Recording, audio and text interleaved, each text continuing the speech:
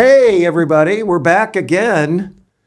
It's another episode of Big Talk about Small Business. Did I say that right? You got it, man. You're getting doing it. good, man. I'm getting it down. You really are doing a great job. Thank you for guiding me and You're welcome. coaching me through that. You're welcome. So I'm here in the studio today with my buddy Eric Howerton and a very special guest. Very special. One of the greatest guys I know. Damn. An incredibly accomplished, motivated, driven, helpful professional in his field. Mm-hmm. And that's Jeremy Turley. Man, I feel honored. I thought you were giving yourself an introduction, Mark.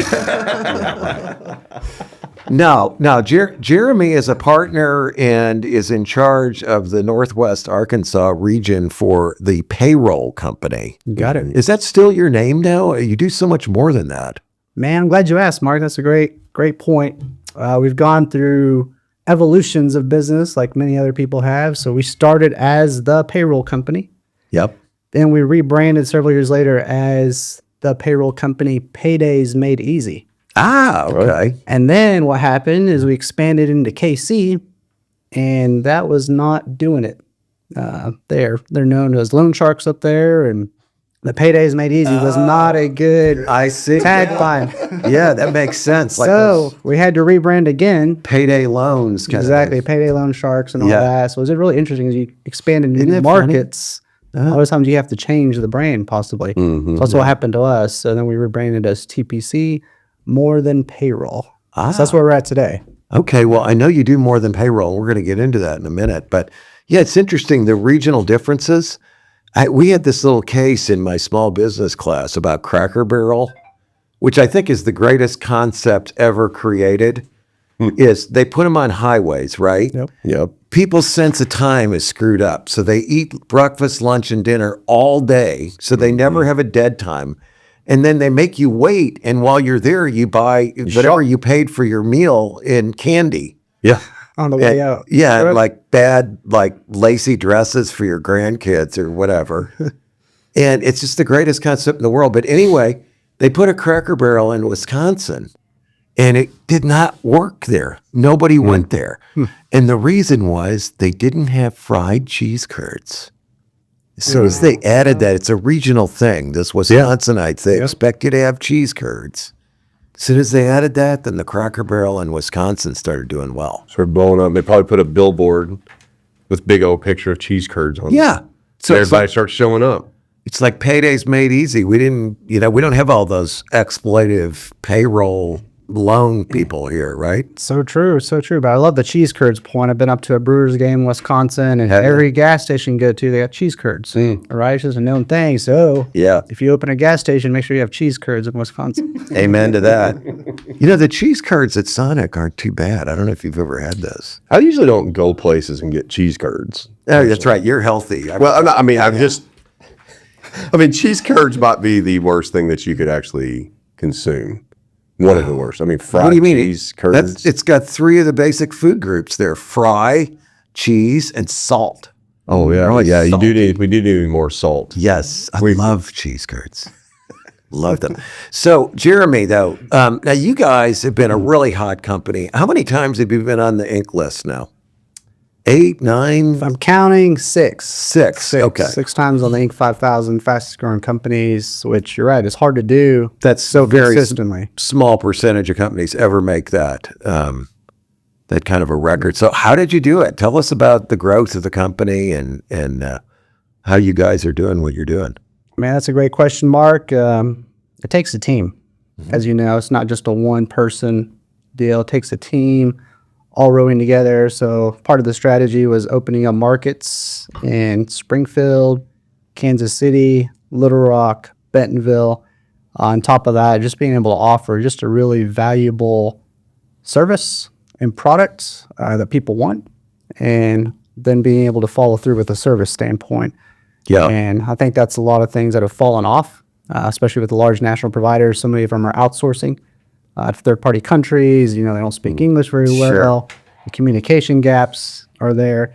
And so we've been very intentional about keeping, we call them CSRs, customer support reps, local, here in the U.S. based, They speak English. They get to know their customers. And something that's really been special for us is we hold on to our employees.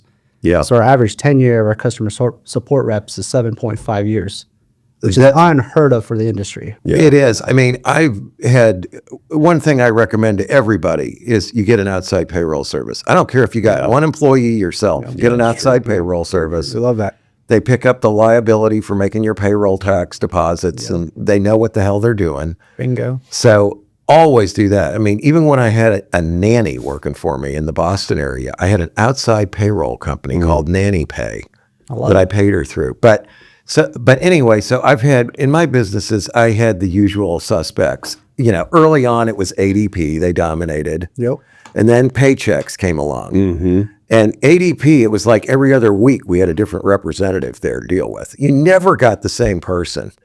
And then Paychex came along and they were cheaper and they were better. And then lo and behold, after a period of years, Paychex got exactly like ADP. Yep. It was the same thing. It was constant change. You call up, you got somebody different every time. They could never find your person to deal with your account, whatever.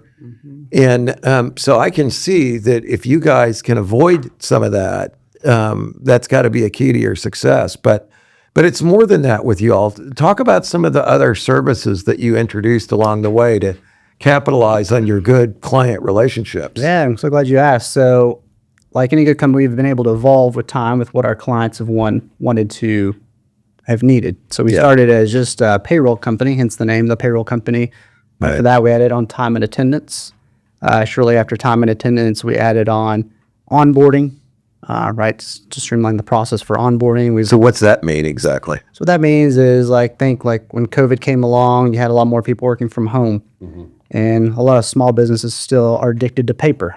And so we got them off the paper process, make it super easy, electronic, where they can onboard through their phones, they can onboard through a template. Oh, so like all the forms and stuff you got to fill out? So the I-9s, W-4, AR-4EC, Yeah. anything particular for that business. Maybe you want to give them some swag. You know, what size you're coming to t-shirt? Do you have allergies? Just capturing all that information, Interesting. the I direct like that. deposit information, all of that, just capturing electronically to make it super streamlined, where then that populates payroll, time and attendance, benefits, HR. And so just a single solution. That's smart. So what about the HR services? What are those? So the HR services is a real differentiator for us, as we have the technology stack over here, and alongside that we have an HR advisor. And so a lot of small businesses get caught not knowing how to operate in other states. Sure. Or growing really fast, adding multiple locations, and they just don't know what they don't know, right? And so the HR advisor can come along. They can build out handbooks. They can help them build comp studies. If they're moving into a new market, how should we compensate our people? They're going to help you with labor standpoints, with trainings. We're just Like understanding the Fair Labor Standards Act, and like who gets overtime and who can be treated as a subcontractor. exactly all of that. All the stuff that little companies violate all the time. Exactly right, or don't know about. Yeah. They're not intentionally violating it. They don't know what they don't know until they get slapped on the wrist, or they get a penalty, or OSHA shows up, or the DOL shows up. They don't know what they don't know, Yeah. right? Yeah, I know in the architecture and engineering industry that I came out of, the average firm did not get an HR person until they had 75 or 100 employees. I believe that. And so, it would be like a part-time role for the CFO or the business manager, who basically started out as a secretary, then became a bookkeeper, then became the accounting manager and business manager for the firm, and they pick up HR because nobody else there wants to do it. And they don't know about it. I mean, it makes total sense. I think a lot of it too is you guys both have own businesses. A lot of it rolls down to trust. Who can you trust? And a lot of it comes down to confidentiality with pay. And I know, Mark, you love being an open book, which I really appreciate. You're open to being transparent with your team, but not everyone is. Yeah. A lot of business owners like to hold it close to the chest. Yeah, I don't believe in sharing pay information, by the way. Okay. Although I do know in some states now it's actually required, I think, when you go to hire people like New York and other places. Wow. Really? Colorado. Yes. You have to show the pay range of the high and the low. Yeah. Wow. That makes everybody happy when they find out they're at the low. Yeah. Right? Yeah. So now, but yeah, I am open book, definitely, but not when it comes to pay. Okay. So just like that, so that's a perfect example, is like, who do you trust? Sure. So they trust that person, it's been with them the longest, and we're trying to promote them, so maybe they'll promote them to HR. a person has no experience in HR, doesn't know what they're doing. Yep. Yeah, they can press pay in QuickBooks or something like that, but that's Yeah. But I think that, like, for our audience sake, like if they're starting a new business, like to your point in the very beginning, use a contractor to, like, TPC to take care of this payroll Yes. stuff, because you can escalate really quick into some really bad scenarios. And if you're trying to drive and start a business, and then now next thing you know, you get a letter from the state, you get And the next day you come in and your doors are chained, Dude. padlocked because you didn't make your payroll tax. that's where deposits. a lot of Right. the misery lies, man. And I mean, it could totally derail Oh, yeah. your investment, your time. I mean, it depletes the morale in the company. I mean, if you have It does. Yes. if you have the Good state point. show up about anything, all the employees are like, "What the hell? We're Embarrassing. We shouldn't work here. Yeah, like we need to get out of here. Start putting your job, resume out. It's a pretty bad deal. So you don't mess with that. I think the thing too is like, I've sent Jeremy to a number of small firms and they always come back to me and they say, well, of course they love Jeremy because It's awesome. he's awesome. Okay. I mean, look at the guy. Yeah, I paid him off. perfect. Paid you off. Keep talking. He is. He's like the perfect human. He is. But aside from that, no, they're always surprised at how affordable Yeah, It's true. these HR other services are that you guys provide. Just give people an idea. Like, I know every company's and situation's different, but on a per person basis, let's say I've got a 50-person firm Okay. and you guys are doing my payroll. If I want to add the HR onto that, like how much does that cost? So basically, what you're looking at, if you're 50 employees, you can get our top tier package, which is all of our technology stack. So your recruiting, applicant tracking, onboarding, HR, payroll, benefits administration, and the HR advisor with the generalist for roughly $45 per employee per month. Wow. Think about that. Did you say recruiting? Yeah. Recruiting. So we're talking like $2,250 a month, roughly. In that case, if I did my math correctly, and And think about you couldn't this. hire an HR person. That's what I was going to for say. $2,250 I a mean, month. do you guys know what the average HR director Probably is here? 100,000 at least. Spot on, yeah. Yeah. 76,000. Okay. Right. Plus benefits. Right. Plus, you got to find the right person. They have to be the right culture fit. All of that. Yeah. Right? Yeah. You gotta And train them. dude, if you don't get a good HR person, I mean, it'll take months to discover that. Number one. Number two, you're gonna have a hell of a freaking mess on your hands if it's not. I mean, so we worked with Kathleen Hoffman. I don't know if y'all know Kathleen. She's awesome. She is awesome. Like she's Rock star. She is an absolutely rock star. You're welcome, Kathleen. Share and like and post this post all over to your network, Kathleen. But I mean, she was phenomenal. She was key and pivotal to the success of our business by having a good HR person, director on the team. Absolutely. A lot of people don't know this about me, but I started out as an HR director. In both, I know. Disgusting. I tell you, I don't believe it. Listen, I know. When I was in undergrad school, I was talking to my dad. It was 1977, and I was a Damn, wait a minute. Hold yeah, on. I know. I'm really fucking old. You can't just say that. Yeah, I mean, I wasn't a I was freshman. born in 1977, by the way. That I was, know. I I was born born. enough to be your daddy. I've told you that. Are you my daddy, Dad? I wish I was. That shit got moved real quick.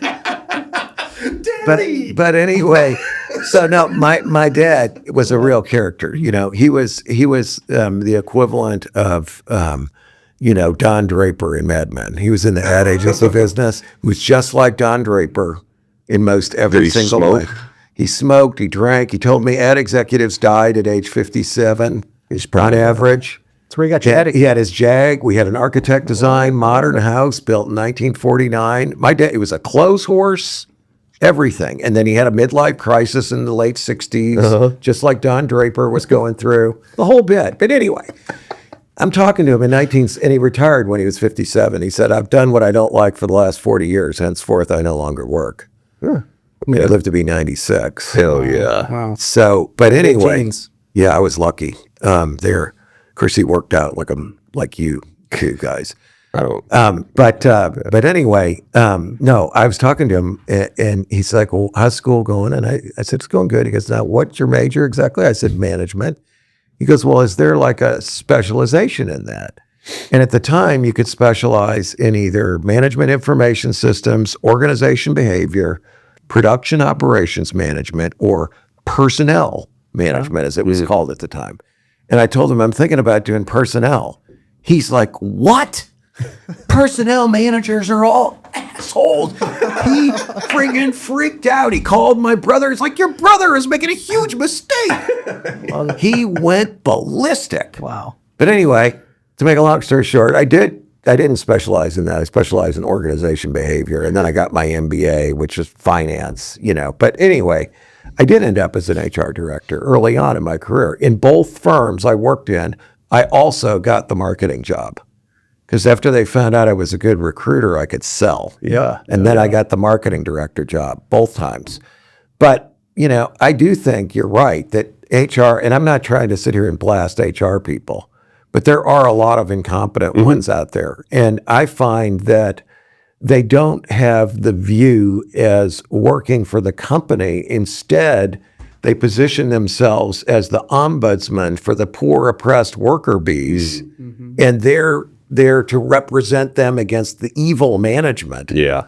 I never had that view. I work for management. I want to have the best workforce, the best team we can have. And so and I also think part of it is the fact that all the liability aspects of HR means that the HR people a lot of times are delivering bad news to management. You can't do that. No.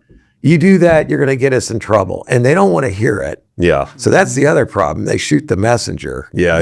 Yeah. It's kind of goes along with the role is people don't like them because they're telling them what they can't It's a tough do. job, man. You're like It's a stuck hard in the job. middle. Super true. You're the It really mediator is. between the company and the team, and if there's a, and you're really, the controller of the culture in a way, because You should be. you're the front lines. You can see when shit's going bad. I mean, that's what's good about a good HR director is they can sense when they sense some divisiveness or some Right. or some populist type of perspectives, which a lot of times, management needs to be able to hear that, make the necessary changes to get the culture back on, or say no and get things realigned. Yes. And that's a good HR true. director can make that happen.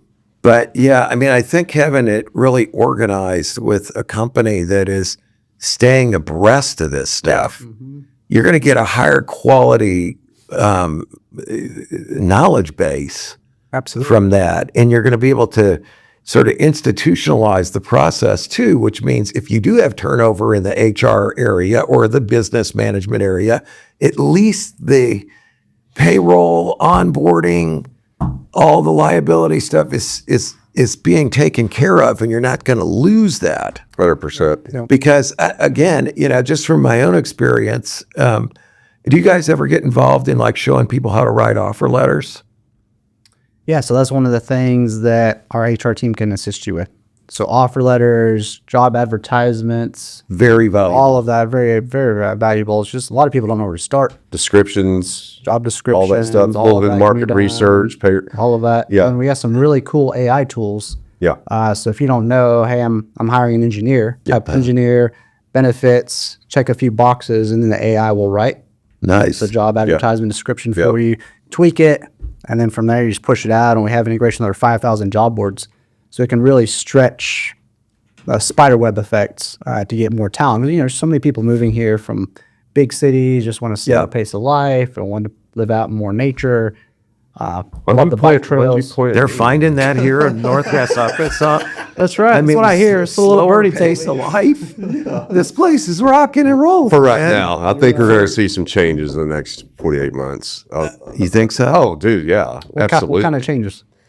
Well, I mean, you're like, we don't even know what it's like right now and the way it's going to be in 2 years when, the population is going to increase significantly. Oh yeah, we're hitting. I mean, it's going to, we're blowing up. we're blowing up. Yeah, when you said changes, I thought you were going to say like it's slowing down. No, God, no. I get no. out there on the freaking highway. It takes me an hour to drive up here from Fayetteville, which So true. if there's no traffic, my wife driving her Macan Turbo, I'd be here in like 12 minutes. Well, when Okay? you said when I come and go, it's slower rough. way of life, I don't think that's going to be what's going to be around. Okay, yeah, he said slower. Oh, way did of he life. say that? Yeah, I don't know what he's talking. Don't blame the mountain boy. Come on, I don't know what he's talking. This is the land of aspirational climbers these days. I guess what I was thinking is like coming from LA, they're coming from New York, you're stuck with traffic jam. Oh yeah. That'll be nice for a few months for them, but then it's going to go right back to the one. I live like 5 minutes from downtown Fayetteville, and I have my neighbors say, it's not like it used to be. It takes me 6 minutes to get there. Like, I know the traffic. It was like 30 seconds before I could turn. That's right. Good God. It's gone to hell. So one thing I wanted to point out, like to your point, Mark, like I think what we're, it's important to point out, if a company needs an HR director, which I'm sure there's some sort of threshold for that, what your services can do is allow that director to be more ingrained from a cultural standpoint, because there's so much to take care of in this. Get all the paperwork, all the details, the processes. I mean, if you can depend on TPC to take care of all that type of stuff, now your director can stay ahead, working with management, working with the team, interviewing, having conversations with them. Man, I'll tell you one thing too, like if you were able to do the recruiting, job descriptions, all those meticulous details, then the interviewee comes in. That's what a good HR director does. Absolutely. Freaking awesome at that. She would, every single one of them, and just spend time with that candidate, because that is the most important thing you can do in a business. I absolutely agree. It's the recruiting and making the team, building the team with the right people. Building the team. Are they aligned to the values? Yes, thank you. All that stuff. Yeah, it's so critical. And then being able to deliver great candidates to upper level management. Yeah. And then this, like we had JS Bull in here when we were talking, and he was saying he interviewed every single person. When we brought on like 100 more people within like about 18-month period. Right. But every single person that's brought in that company, he interviewed. But that went through a series, starting with the HR director, to pull of candidates moving up and then getting to him. And so whenever he's interviewing, there should be highly qualified and folks coming on the team.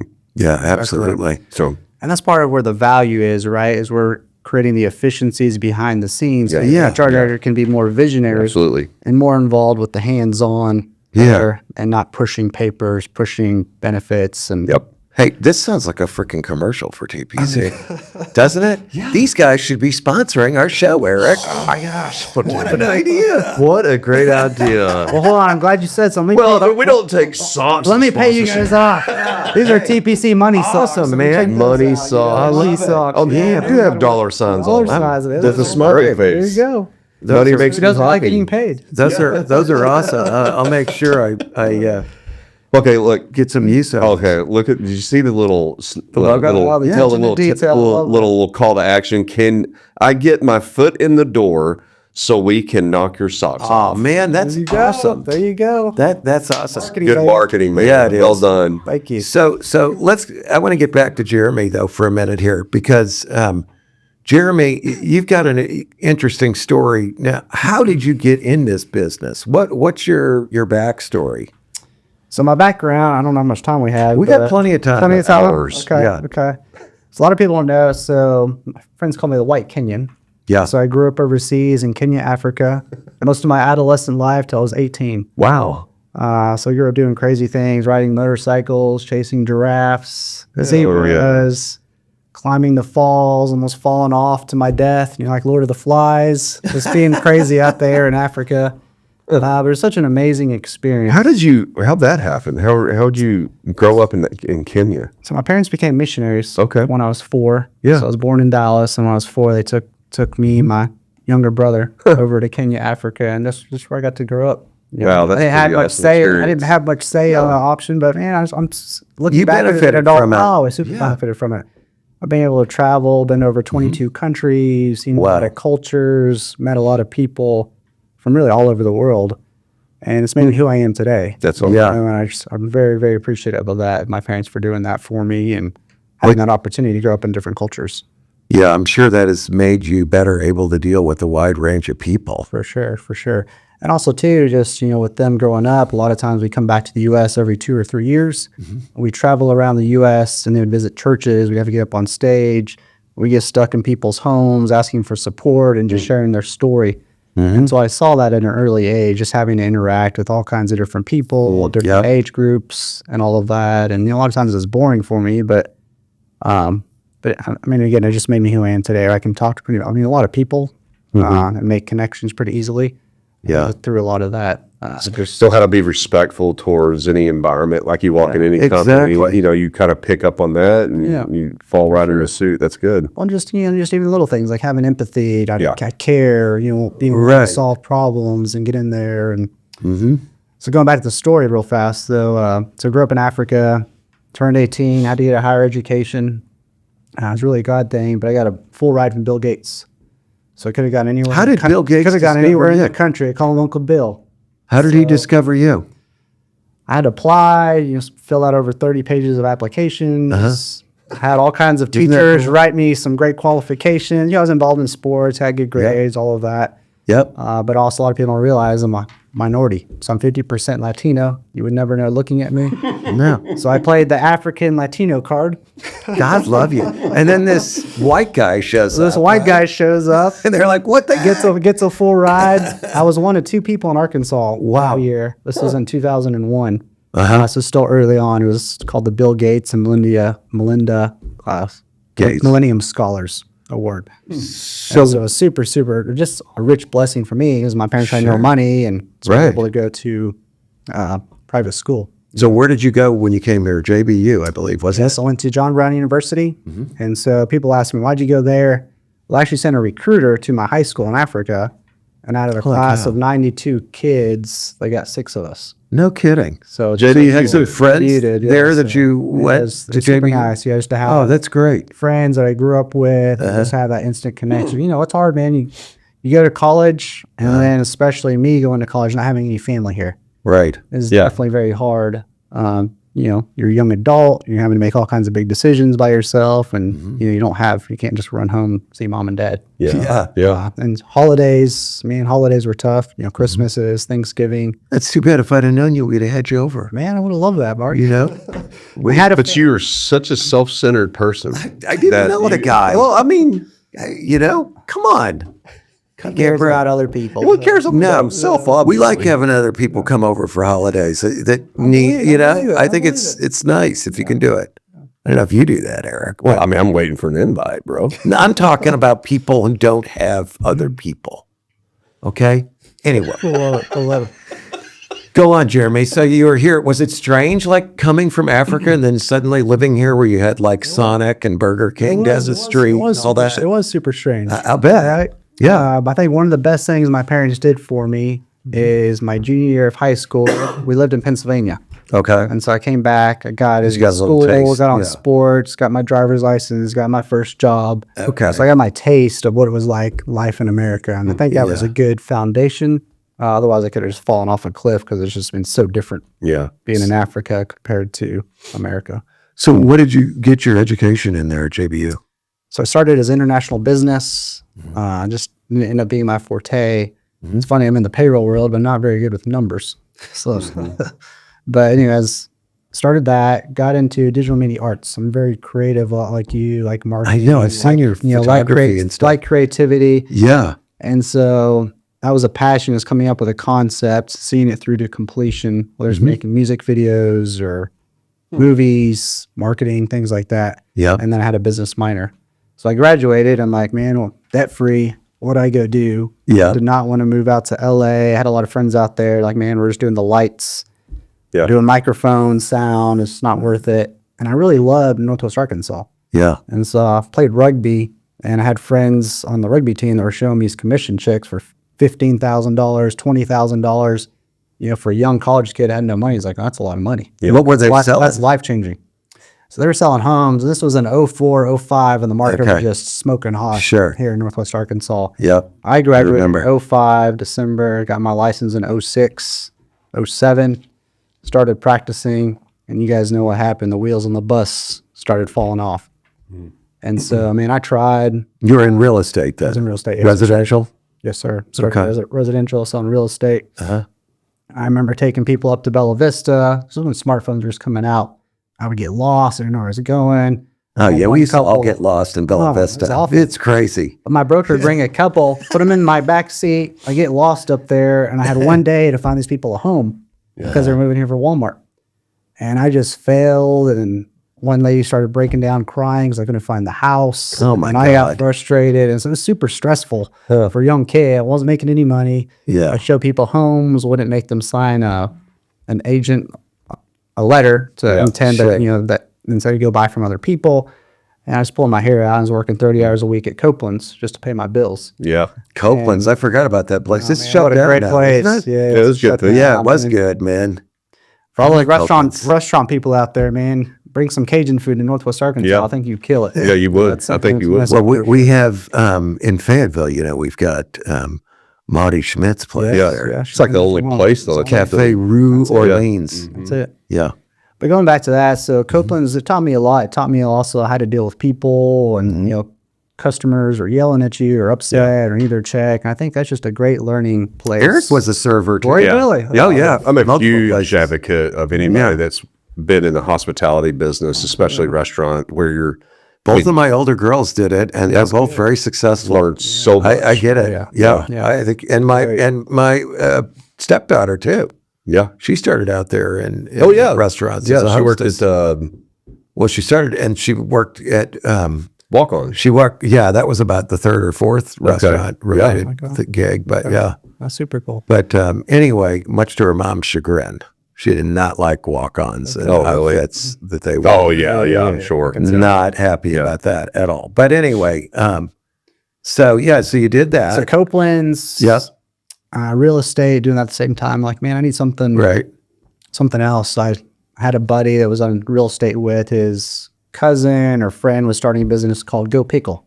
You know Go Pickle? Chris? Yeah, Chris Brett. Yeah, absolutely. Yeah. So Chris was one of my first bosses. I remember hearing about it. What was it? I forgot. It was like before. It was kind of like I remember the name.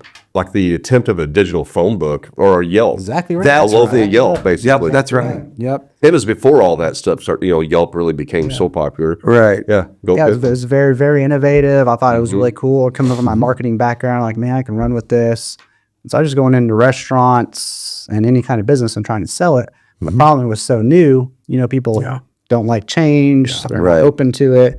It's an additional expense for them. So I had a hard time. I hired about 20 of us, but it's commission only. Were you married then, or were you still? I was still single, so Okay. I could kind of like, yeah. I could get by, right? Because I call us debt, thankfully. So thanks, Uncle Bill. But after that, I was like, man, I'm burning up here. I'm working super hard. I'm not making any money, barely paying my bills. I'm like, I need something with a salary and benefits. And so I actually interviewed at Signature Bank. Okay. That's just when they were getting started. Yeah. Oh, we're still early on. 06. Her name was Missy Ross at the time, HR director. Yeah. She had just filled a job for a commercial loan officer in training, but she interviewed me. Somehow she liked me. You would have done well at that. But she passed my resume on to the Payroll Company, who had just started working with them. And so we're based out of Springfield, Missouri. So they came down, interviewed me at the Fayetteville Library, and I accepted the job. I'm like, hell yeah, salary, full benefits. Accept the job at Signature or No, so I had TPC. So At Signature TPC, filled okay. the role, but she passed my resume on to the Payroll Company. I got you because they They didn't were have looking for somebody Yeah, down gotcha. here. You could have been my lending officer because, gosh, I did so much business with Signatures. Still do. What a great bank, man. They What a are. bank. They're great. You Love never them. know. You never know. I know. But they hooked been me up weird. with TPC, the Payroll Company. I started, they were super small. They gave me a phone book, an office, and a computer so I go sell some payroll. Yep. And that was really how I started. I didn't know what the hell I was doing. Yeah. I tried to network as much as possible. I'm thankful for a guy named Travis Fink, who's a well-known business owner in Fayetteville. He got me into Rotary, got me plugged in with some of his friends. Okay. And I started networking, man. I started reading all kinds of books, Yeah. as much as I could get. And School of Hard Knocks, man. I just go knocking on doors, knocking on businesses, trying to sell them payroll, timekeeping. And I really didn't sell a whole lot, but I wasn't scared either. I was scrappy. Yeah. Yeah. I got out and I got in front of people. I met people and just built relationships. And then 2 years later, we hired a gentleman named Todd. And so Todd was a badass. So he was the number one sales rep for ADP. So and ADP is my big competitor, but he was the number one sales rep in the nation for ADP. Wow. Wow. And he's out of Springfield, Missouri. Uh-huh. And so he went to high school with our owners. And that's how they knew him. And so he ended up coming with us. And so he pretty much gave me the ADP playbook for sales and taught me, mentored me. And that's what's allowed me to be so successful today, is having him on board. He helped take our company to the next level. So I'd say Todd Linton was a big influence, going back to that first question of how we've been so successful. They had a lot of swag at ADP. I just have you know. Do they? Oh, they used to come see me all the time and bring me stuff. Well, it's not as cool as our swag. Mark. No, I never got Nothing's as cool as this. For God's sakes. We'll get you some more swag too. Not even. So this Todd, that's interesting. So Todd taught you how to sell, basically, is what you're saying. So he taught me the process. You know, the ADP, I mean, they're serious about it, and they do the best of the best. So he went to school for 2 weeks. So he taught me how to sell, taught me the process, and you know, again, it's changed a lot since then, and I'm still always open to learning. That's what I love about this business. But then You're always learning. There's always new functionality. There's new things coming down the pipe. There's new laws, new regs. well, you see all these different innovations. businesses, and you see like who's doing well and who isn't too, which has to be a great education. Oh, for you. yeah. Oh, absolutely right. You know. But so in now you really rose though through. So what year was that you started at TPC? Started 07, 08. Okay, so I'm not good at math, like I said, but I've been there 18 years. 18 years now. Okay, so you rose and you became the number one salesperson there at Yeah, TPC. so I rose through the ranks, became consistently been the number one salesperson for a long time, which I'm very thankful for. And that's what keeps me there, right? I'm still able to thrive, provide for my family. I love meeting with new businesses, business owners, and being around entrepreneurs. I mean, you guys have high energy. Yeah. And I kind of feed off that. Yeah. But you have business problems that really need to be solved. So whether they know it or not, so I'm always knocking down their doors. So. So what? Now, when did you become a partner over there at TPC? So they gave me a lofty goal. I think I was about 7 or 8 years in. Okay. And so they wanted to retain me. I was getting called, you know, different people were trying to recruit me. I didn't tell them that, but you know, they knew I was valuable and was doing really well for them. So they gave me ownership opportunities, and I'm buying in more right now. Actually, more ownership, which is awesome. Good for you. We have different companies. So a lot of people don't realize. So we have the HR company, we have the payroll company of Arkansas, payroll company in Missouri, Right. and then we also have a merchant services company. Okay. And so it's kind of just, that's why it's TPC more than payroll, just because we do a lot more. What merchant services? We're talking like credit card processing? Yeah. A lot of people don't realize that. So we have a merchant services arm Didn't know. division. It's not very big, but it's growing. So that's something else we can do. You know, that's something that pisses me off, by the way, I agree. is the restaurants charging Yes. extra. Just last night. 3%. Just last night I went out to dinner at a place. It's a nice place I go to. And I don't even look at the bill, truthfully. If I look at it, my wife's like, don't stare at that bill. I'm supposed to just like pay it. Make sure you give them more than 20%. Big tip. She always tells me that. Yeah. But so last night I looked at it and I'm like, wait a minute, why doesn't match what's here? And then I see the 3% added for, Yep. isn't that just part of the cost of doing business? That's how I feel. Yeah. That's how I feel. I mean, It's am I willing so cheap as a business or accounts receiver, Yeah. you know, to pay 3% to either get the cash now, Exactly. or do I want to send them an invoice and go through that for 30 days? Yeah, exactly. Like, I'll pay 3% for That's the way I said. yeah. I agree, especially when you go to a nice steak place. Yeah, I know. That's I mean, what I'm optimist. saying. Yeah, I got a $200 bill for two of us or whatever, and then they hit you for the 3%. Well, and the new thing I've seen too is now they're adding in kitchen service fees. Oh, I haven't even seen So that. I'll Who's see doing that? Tips for the kitchen and stuff. Tip for the kitchen, it's a little roulette in. It's You know what drives me absolutely That's part of freaking their nuts? cost I of mean, business. this is what I get just infuriated nowadays. What's that? Everywhere I go, everybody wants a freaking tip. Oh, I know. yes. Oh, it's a Oh, dude. You know, and for a number of months, Starbucks. for a number of months, I was like, you know, I'm embarrassed. I mean, I'll give them $1. And then I started transitioning to being embarrassed when I didn't tip them. Now I'm actually what they want. proud to say nothing. Yeah. And I look at them in the eyes when I put $0. Dude, I have gone to a gas station and gave them my credit card and got handed a slip that had a place for a tip. Sorry. I swear to you. Yeah. At a service station. My HVAC guys send me a bill and it's got a place for a tip. On the electronic bill on the HVAC. That's crazy. What it screws up, like, if you go coming from the restaurant It's industry, bizarre. is that when I was working serving tables, I was making half of the minimum wage. Yeah. The rest of my pay was based off tips. And that's why I was encouraged to take care of people. Yeah. What's happening now, everybody wants a freaking tip. And what everybody's doing is it's diluting the opportunity for the people that survive Excel. off tips and excel off tips. Yes. And they work for the tip. And I especially hate it whenever I, order a coffee and they're like, what would you like? Okay, Yeah. here. And then, If they even say that to you. yeah, and then they turn the screen around and it's like, how much would you like to leave? Yeah. $1, $2, $5, cup of $2, coffee, $1. Yeah, exactly. 50%. Yeah. And then, and honestly, most people and if you're with a did it client today. ordering something, Yeah, what are you going to say? Zero? you have to I mean, like you're going to be the jackass. Like, Exactly. oh, wait, I do business with Yeah, you. You don't treat would me like here, forget you. She wouldn't think you're a good human. Yeah, you did.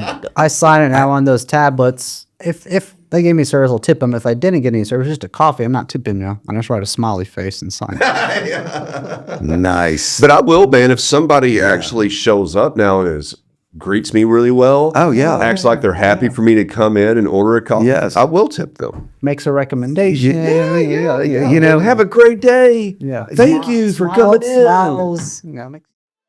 Ready to level up your show? At podcastvideos.com, we offer industry-leading recording and expert marketing to help your show reach more listeners. From creation to distribution, we've got you covered. Visit podcastvideos.com and elevate your podcast today. Years ago, I was interested in buying a car wash that was for sale around here. Of course. And because I like Because you love washing cars. I do. I love I know clean you do. cars. I know. When I was young, we used to do cleanups and charge a ridiculous amount of money. We were getting $200 for a detail job in around 1980. Nice. Okay, 1978. Nobody got that. Wow, that's amazing. But anyway, I love clean cars. But I looked at this car wash business. So I was back home visiting my mom in Kirkwood, Missouri, mom and dad. And there was a car wash at the end of their street I used to always go to from the time I got my driver's license at 16. I had my 67 Firebird. I'd go down there and wash it every day. And it's called Waterways. And they always had good service. Well, I took my mom's, Camry down there that had like 30,000 miles and was 20 years old to get it cleaned up for her when I was visiting her. And I see this guy as a manager, and I recognize this guy's been there for 1,000,000 years. So I approached him. I said, I'm looking into a car wash where I lived currently. And he asked me where it was. And I said, I'm really curious. How do you guys have such great service? Because they always had young people.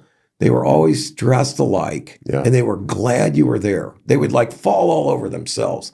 They dried your car. They vacuumed it. They did everything there. Okay. It wasn't like we have here where you drive through and nobody does anything. Yeah. Unless you go to my buddy Paul Stagg's place where they do splash car. Great, yeah. They do your interior there, but nobody did it. But anyway, he said, well, I got a real simple 2 things I would advise you to do. I said, what are those? He goes, 1, when you have a good person, hire all their friends because good people hang out with other good people. That's a good point. And he said, the second thing is do not have a common tip jar. Because if somebody gives you good service, they get the money. Yeah. Yeah. It's true. It's true. I love that. And so anyway, it may seem like a long story to get to the point though, that what you guys are saying, if you just spread it all out like peanut butter like that, then it just becomes part of the expectation. It does. Yeah. You don't have to do and then anything the people that special are to get actually it. working for that don't get rewarded for it. Yeah. And so then it demoralizes the whole entire mood. And now you go to every place that you go The to lowest now. common denominator And drives everybody's the- just freaking miserable Right. to be working. Yeah. And that's not what humanity is supposed to do. We're supposed to work. It's true. Yeah. We should be happy. You should be happy Yes. to work. Yes. You should. The other day I started watching the terrible movie. I can't remember what it was called, but the guy who is who played Van Wilder, the old movie. He's got the cellular company now. He advertises on TV. I'm blanking. He's an I'm actor. blanking. Anyway, it was about servers in a restaurant, and it just had a horrible attitude. It was just I couldn't watch it after a while after the terrible things they were doing to the food. But but anyway, so it's good though that you guys started in that serving, and that probably along with your other background of, having missionary parents in a third world country Yep. taught you the whole mantra, I guess, or philosophy of service. Yes. And it's you've done very well as a result of it. So what advice would you give to small business owners, aside from hiring you guys for your services? That's a foregone conclusion. But you look at a lot of businesses out there. You see people succeed and you see people fail. Yeah. What advice would you give the typical small business owner? It's a great question, Mark. And, a lot of businesses are so different, but I think going back to what you're talking, man, hire people that are smarter than you, that are friendlier than you, that I can tell when I walk into a business just in the first 3 seconds if this is a successful business or not. Do they have a grouch up front? Is the door locked? What's the attitude? I'll give you a quick story. I went to trick-or-treating. I like to dress up. So during Halloween, dressed up as Anchorman. Had a lot of fun with Big that. mustache. Big mustache. Bad, like yeah, it was polyester. But I walked Polyester. in. No, Ron Jeremy. Freaking Ron Ron. Burgundy. What's Ron Burgundy. Hey, I'm kind of a big deal. Bad sport coat, maroon Yes, that's sport awesome. coat, I got pictures. I'll show them to you. polyester. Yeah. But I walked into over 20 businesses, Mark, and some of them are just so grouchy to even see you. I'm trying to brighten their day and Sure. bring them something. Right. And it's just a big turnoff. Yeah. And I love it too I when I agree. see the CEO offices at the front or they have an open door policy versus stuck way in the back. I know we can get to them. I was the first person, and then I actually moved to the reception desk for like the last 6 months. I was at my company Yeah, I love before that. I retired. I love that. I like being there, right there. Oh yeah. Yeah, where you're open. I like not having an office. Yeah, I know, just roaming Just around. roaming, man. You Oh just yeah, I've plop done down. that too. You take the. I mean, Yeah. like to me, it's like I have the most uncomfortable position in the entire company. Yeah, Like I don't have a spot necessarily. I love it. But now So, going back to your point, I mean, grouchy. outsource too, right? And Yeah. even you have to use TPC, but get a payroll HR provider on the back end because that's where a lot of theft can happen. Right. Is you might think you trust Internal that theft. person, internal theft. Yeah, they create that false payroll Yes, account, and then yes. just money's just Siphon rolling into in. their account, and then Yep. you find out 12 months later your business is going to foreclosure, and then we're going to come up with the money to pay the taxes. We used to always do like a physical count of the payroll versus our account that we had of employees to make sure that was the same. Yeah, no, that's so true. Yeah, that's interesting. But yeah, outsource. I mean, trust, work with people you trust, But yeah, I think just have an outgoing and just be willing to learn and grow and hire people that are willing to learn and grow as well and that are smarter than you and How do all of that. Do you hear like the employers you work with complain about their employees and say, "Well, nobody wants to work anymore"? All the time. But it's not every employer, right? It's, I think going back to your point with Kathleen and vetting, like you got to spend more time on the front end vetting your employees because there still is people, there's still special people that want to work and have a passion for what they're doing and are trainable. But then there's other people that are grouches that just, no matter what job they do, negative Nancy's or whatever, they're just not a good fit. And they And don't you the right have to attitude. try to discover that in the interview process. We need to move them out. Yeah, or I mean, the best thing is never Don't hire hire in the them. first place. Exactly. And I mean, what would you say is on that, what's a good way to kind of see that as an interviewer? You got people coming in for a position, you might be interviewing 10 people over a couple of days. How do you pick up on that grouch? Man, I think taking them getting out of the normal interview process. Let's go for a walk.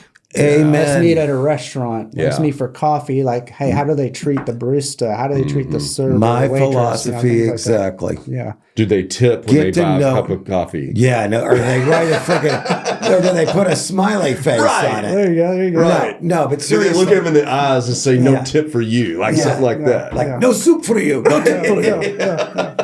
Absolutely. But no, you're right. I mean, then they let their guard down. Yeah. This whole idea of structured interviews Yeah, it just doesn't work. that stress people out. That's not the way you're going to find out what somebody's really all about. Yeah. I totally agree with that. I think a lot of companies are afraid to do that, though, for some reason. Yeah. Yeah. And he doesn't have to be expensive. You just go on a walk. Say, hey, let's just go on a walk. and just talk to get to know them like a person. I did that for Eric. Yeah, you did. Yeah. You judged me really hard whenever you hired me. Yeah. Well, I was looking at your vehicle. Yeah, that was That's that was always the terrible. thing. But you knew my bad vehicle, knew that I had motivation to work really hard too. And then Mark, we took a walk and all that, and I mean, I thought it was great, and I left, and then Mark starts hammering me with questions via text message about 5 minutes after I left. I love it. But what I did was I pulled off on the side of the road and I answered them as fast as possible. I was like, I'm going to show this dude I'm engaged. And then it was... Today we keep driving and answering. Right. We do both. We have become better at multitasking. Yeah, I shouldn't say that. I every day I'm like fearful I'm going to run into somebody. I know. It's dangerous. It's dangerous. It really is. No, you shouldn't text and drive. It's a bad Should be thing. using Siri, Mark. Come on. I know. I know. It's true. But yeah, I agree with you, Jeremy, on that. I think just getting to know people Yeah. and taking the stress off of them. Well, I think a lot of times the mistakes are honestly, I'll be the first to admit when I've hired poorly is because I don't value the time, that moment of, okay, this is really an important decision. Because it's one of those things where you can kind of, you have all this stuff going on as the entrepreneur and the business owner. I mean, it might seem more important to deal with the bank or get the proposal, whatever it might be. And then I think you you're interview right. somebody really quick and it sounds good. And you let somebody else in the company make the decision. Yeah. But if you got to really stop. Honestly, if you stack it up, that's your most expensive decision that you'll You're make. absolutely right. Man, I tell you, it's so true. Mm-hmm. But people are so caught up in a rush. I got to have them now. I got to have them now. So they feel the job. Yeah, That's the I'm guilty wrong of that. person, right? Shit bad. Another idea too that I've heard is like have that person do a test. Give them a project. Give them a business problem to solve. Yeah. The big idea, let them solve it and come in and present their case. You know, like I'd like to take them over to the airport and see if when they get on the moving walkway, if they stop instead of keep walking to get ahead, I'm not hiring them. That's right. As soon as they get on the moving walkway, they stop, you're dead. Because they're lazy. Because they don't want to walk. That was your chance to get ahead. I love it. That's good. You know? That's a good point. But I forgot I about hear what that. you're saying, though. I'm glad I'm It's a walker. Yeah, right. It's kind of like that, or drive with them somewhere. Yeah. If they drive like a pawpaw down, they get in the left lane and go 55 on the highway, I'm not hiring them. I tell you what, it's actually when I'm thinking about this, it's, if you take them to a coffee shop and you're just you put them in a comfortable situation and you watch them, are they in the interview process? And maybe you're ordering the coffee and you look back and are they on their phone? Yeah. That would be a really good way to determine if they're going to be engaged or not, because these gosh dang phones, man. Oh, it's such a problem. Absolutely destroying productivity, but are they serious? Yeah. I'll tell you one thing I don't do. If somebody's ever, I don't know where I got this, but if they're ever late for an interview with me. That was my philosophy. Is that where I got that? Well, I don't know if that's where you got it. Probably so, but there was some I point wouldn't like hire them. I don't even talk to him again. And listen, I violated that the one time, and it turned out to be one of the best hires I ever did. I kid you not. I swore I would, and I'll tell you why. Yeah. I if you were late, I wasn't going to hire you at all. Yeah. But this woman drove a Fiat Spider. Oh. And they're so friggin' unreliable. I was a car guy. I had several Fiats by that time. I'd had like 3 of them. It's just like, oh, my car, broke down like a mile from here. And I took sympathy on her. Mm-hmm. And she turned out to be the greatest hire I ever made, Nancy Ursery. Yeah, I just like if she worked like a dog and was super productive. if they want to reschedule, I'm like, there's no Had to way. get a new car. Yeah, there's no way I'm going to hire you because to me, I guess know it. part of my thing is if with you're you. hiring me, brother, I am like up 5 hours early. I never miss a preparing, getting flight. dressed, I'm and I with you. show up to your place an hour early, and I'll sit in my car until it's like right at 10 minutes Exactly. before. Then I go walking in, and then I'm happy about it. I mean, I'm ready Calm. Yeah, you got your I'm shit ready. together. Yes, because I'm it's with an you. important part for me to be part of your company. I'm with you on that. Yeah, man. I like that. I have a curse just growing up in Africa. It's culturally acceptable to be late. Is it? So I struggle with that. It's one thing I do struggle with. I need to get better at. But I was early. I was early today. You do need to get better I'm at that, learning. Jeremy. So No, he doesn't. He does. Nobody should be never late. He was never late to anything I ever. Well, he wasn't late meetings I ever today, had but I with mean, him. like, you should really practice he's, on that. I he's do figured need that to. one out. Yeah. Give the guy a break. I've grown, Eric. I've grown. He wouldn't be as successful as he is if he hadn't figured that out, because there'd be assholes like us that would say, no, That's true. we're not going to see this guy. Yeah. That's true. Right? He's out. Yeah, he's out. No, he's in. Jeremy's in. I love it. Jeremy and I, one time we had a group of people and we rode our bikes from Bentonville to Fayetteville. You did? Yeah, That was bicycles. fun. That was fun. I had such a sore butt. Jeremy, though, was the leader. Okay. Yeah, he navigated all the shut down trails in Bentonville. That was tough. Now, he did want to stop and start drinking, however, early in the day. It's like, Right. let's go to, but they weren't open. Thank goodness. None of the Lunchtime. brew pubs, lunchtime at 10 o'clock. That's right. I just can't But, see you on a bike. He did great. He Did did he? great. Yeah. I got some endurance. He I can powered still through. do it. You powered through. Yeah. But anyway, no, it's been great having you here, Jeremy. Yeah, it If has. somebody wants to reach you, what is your contact information? I appreciate you asking. You can go to morethanpayroll.com or you can email me, jeremy@thepayrollco.com. So it's The Jeremy payroll. at the payrollco.com. And we're about to roll out a new website, I think, next week. So I'm super pumped about that. So Okay. one plug I was going to give is we're doing some free training webinars. It's called TPC Talks. And so you can go sign up there. It's free resources. And if you're an HR professional, you actually get CE credits. Yes. So it keep happens that during lunchtime. So it's super, PHR. super beneficial. Yeah. It's called TPC Talks. Outstanding. Morethanpayroll.com. Nice, man. Outstanding. Well, it's been great having you here. Well, thank you so much for the invitation. I mean, this is my first podcast. You guys didn't roast wow, me too it's bad. fun. I can't- it's been great. I can't believe it's the first time. I mean, you've been on a podcast. I mean, you're famous around here. Yeah, Jeremy. man. Hey, I like to think I'm the best kept secret in Northwest Arkansas. Everybody, Indeed, you are, man. everybody Well, thank you, guys. knows Jeremy. I appreciate it. But no, it's been great having you here. Thank you. Next week, we've got another big show coming up. Yeah, we do. Eric and I are going to be tackling some of the tough questions that deal with the meaning of life and success in business. Yes. We're going to be reviewing some of the latest Mars rover photos for the found objects on the surface of Mars. No, I'm just kidding. I'm just kidding.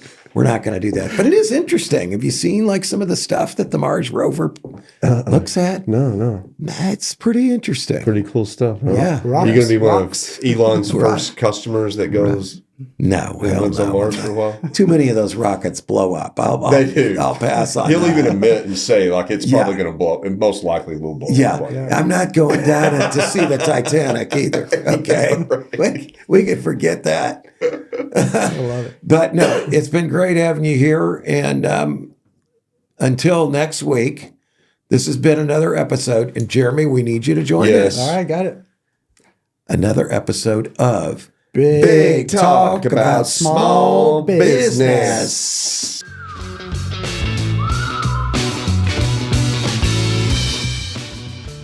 Thanks for tuning into this episode of Big Talk About Small Business. If you have any questions or ideas for upcoming shows, be sure to head over to our website, www.bigtalkaboutsmallbusiness.com, and click on the Ask the Host button for the chance to have your questions answered on the show. Stay connected with us on LinkedIn at Big Talk About Small Business. And be sure to head over to our website to read articles, browse episodes, and ask questions about upcoming shows.